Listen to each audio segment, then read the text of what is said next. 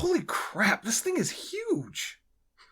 I guess that's fitting though, because the price tag is also huge. I'm not going to beat the RTX 4080 to death over its price though, because that's already been done by every tech media outlet on the internet.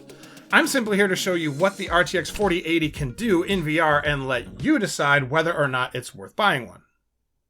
As you know, the RTX 4080 is one of the most powerful GPUs in Nvidia's current product stack, so it should be no surprise that it absolutely destroys older VR titles like Beat Saber, Contractors, and Vader Immortal, to name a few.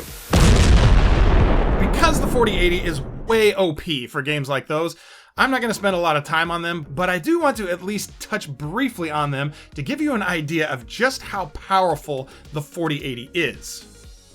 In Beat Saber, the RTX 4080 delivered 120 FPS at 4704 by 2384, with the render scaling in-game set to 1.8, which is the highest it goes, by the way, and all the other settings at their maximum values. I did turn anti-aliasing off though, because with the render scale this high, the graphics are so sharp and clear, it looks fantastic. Anti-aliasing softens the edges of objects and text, making them appear blurry, which I find very off-putting, so in my opinion, it looks better without AA, therefore I turn it off.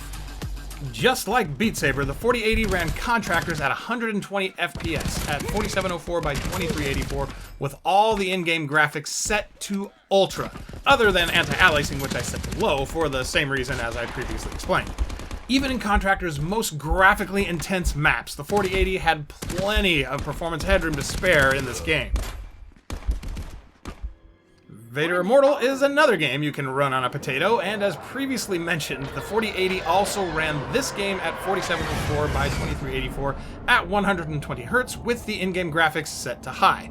In most areas of the game, the performance headroom percentage was in the 60s and 70s, which means this game hardly taxed the 4080 at all. Even in this scene, where you fight this droid and there's some lighting and particle effects from your lightsaber battle, the performance headroom never consistently dropped below 50%.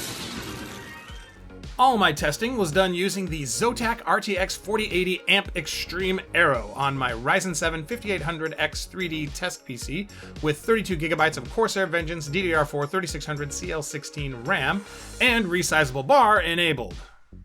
Moving up to a much newer game that's a bit more demanding, I tried Red Matter 2 at the same resolution and refresh rate as the previous 3 games.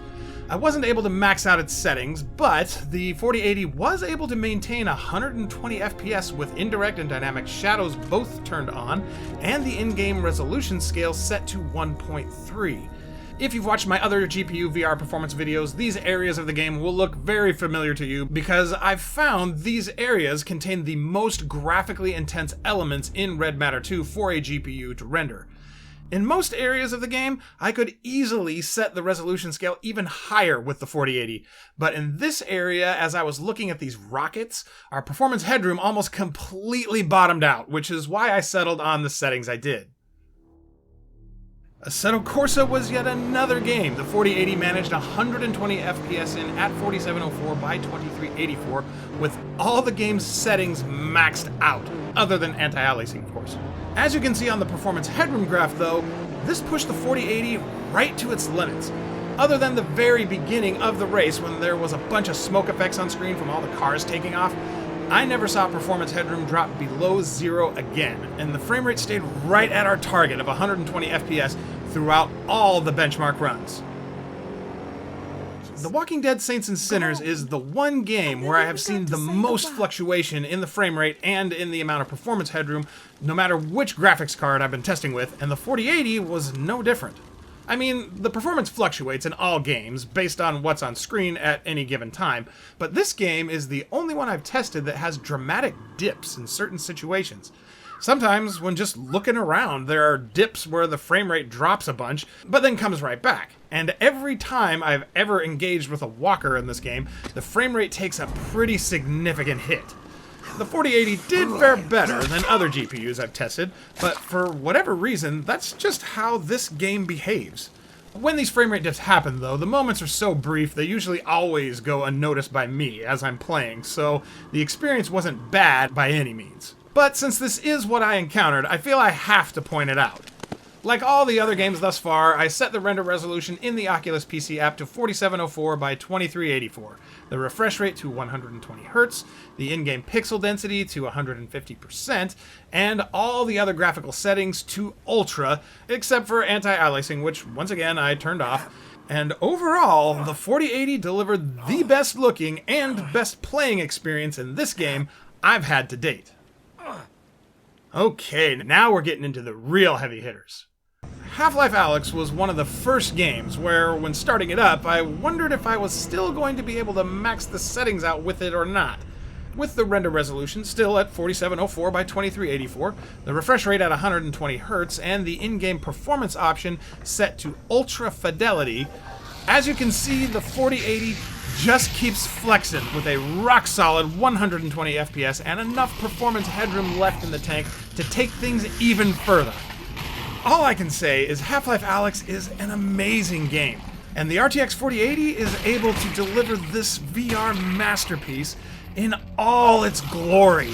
And it's glorious! Lone Echo 2, in all my previous testing, has been one of the games where I've had to most often make compromises on the graphics settings or the refresh rate, or both, to get it to run well. So I first tried it at 90 Hz with all the in-game settings maxed out, other than anti-aliasing of course, and it both looked and ran great. The performance headroom was really good in most areas at these settings, so I decided to see what would happen if we upped the refresh rate to 120 Hz, and somewhat to my surprise, the 4080 handled it just fine. Typically in this game, areas like this where there's a lot of this glowing biomass around are the most taxing on a GPU. And as you can see, the 4080 once again flexed all over this game.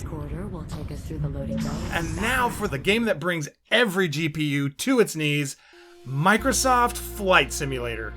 To give us a one-to-one comparison with GPUs I've reviewed in the past, I used the same in-game settings I've used before. That being setting the render scaling to 100, along with the world scale and terrain and objects level of detail. Every other option I set to its lowest value possible. I started with the refresh rate at 90 Hz, and check this out. The 4080 was hanging in there. This footage is from one of the training flights over Sedona, Arizona, which isn't nearly as demanding as flying over a city like New York or London. But still, this is something no other GPU I've tested has been able to do. Maintain an almost constant 90 FPS in VR on this flight.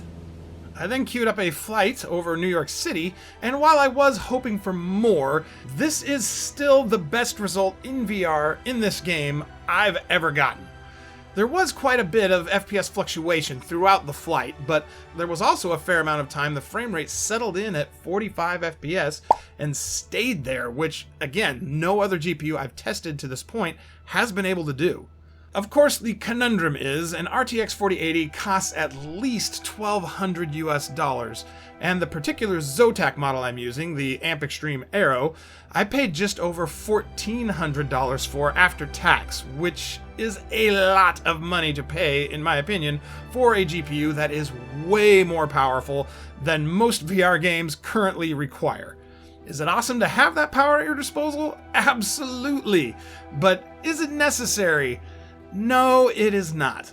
But like I said at the beginning of the video, whether or not it's worth buying, considering the performance you get, is ultimately up to you to decide. Subscribe!